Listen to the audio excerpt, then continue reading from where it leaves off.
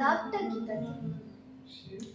লাভ কিছুই না, সেই ততটাই কষ্ট, ততটাই দুঃখ যতটা একটা মানুষ পুড়ে গেলে হয়।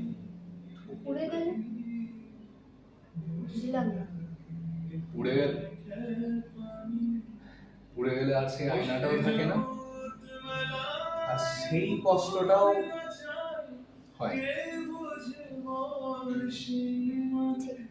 বসে বাজি করে খেলারে মন, বাজি করে খেলারে মন, যার খেলা হয় সে জানে